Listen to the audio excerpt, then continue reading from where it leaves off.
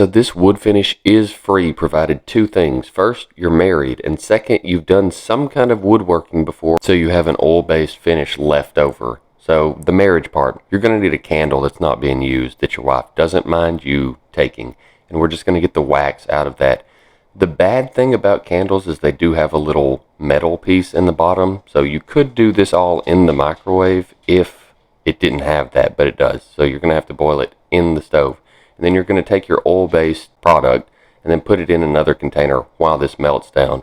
And the ratio on this is really like just whatever you want it to be. I'm going for about 4 parts wax to 1 part oil here. I already have one with dark walnut stain that's pretty thick, and I've used it, but I wanted one that was clear that really wouldn't affect the color of my project.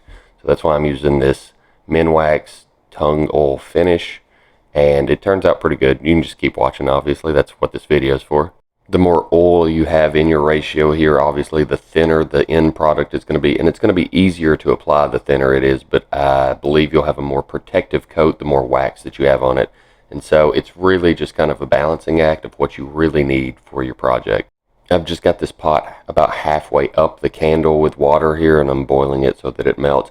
You probably could go with a little bit less there, and you don't have the risk of those bubbles like popping and getting back down into your oil. I mean, probably safer to have a little bit less water, but eventually these wicks will just pull right out, and then it'll finish melting down to the consistency that you want. And when that happens, remember, this is hot. It's been in boiling water for several minutes now, so make sure that you've got some gloves or mitts on or something, but we're going to transfer that into the container that we put the oil in to begin with, and then just stir that up till it's all mixed together perfectly. You want like a homogeneous mixture here. And then when that happens, you can just put a lid on it and let it come back down to room temperature. I actually stuck mine in the fridge so it happened faster so that I could finish this video. And now we're going to do some tests on some stuff. I've got a piece of just unfinished pine right here that I've run a piece of tape down the middle so we can kind of compare finished and unfinished, and both light and dark finishes on this, I guess, too. And I'm just applying this.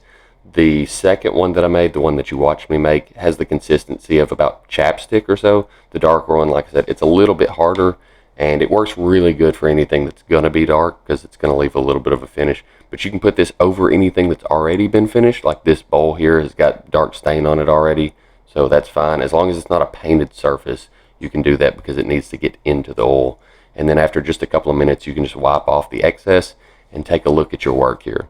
And just as I had hoped, this new batch that I made leaves essentially no color change in that. And the dark walnut is not drastic. It's not like you just dyed it dark walnut or anything because there's so little in there.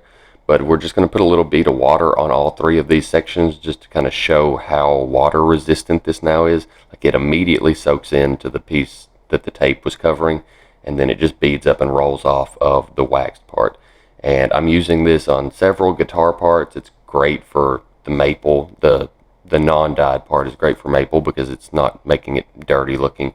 And it goes on super easy. Again, love this finish. It's so forgiving. You just prep your wood first and then wipe this on and then wipe it off, and it's basically done.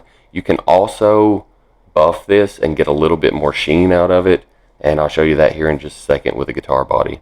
But even without buffing, it does add a near satin-like sheen to it, and I love it. The greatest thing about this, obviously, other than the fact that it's free and it's easy and it's forgiving, is that it feels amazing. Like obviously this neck feels great because it was sanded to 600 grit, but even on this unfinished pine that's just rough cut, like there's a major difference between what was waxed and in that center section. And then here I am just buffing with a car buffer on this guitar body just to bring out a little bit more gloss. You're not going to get anything like a poly wood or anything, but it's still really nice, especially if you've got a wood that you're wanting to show off. I think it's just a great compliment to that. And again, super easy, super cheap, free, and super forgiving. It just looks great and it's easy and I love it. Let me know what you think down in the comments, and let me know what you're using your paste wax for. Thanks for watching, guys. Hope y'all enjoyed. Stay tuned.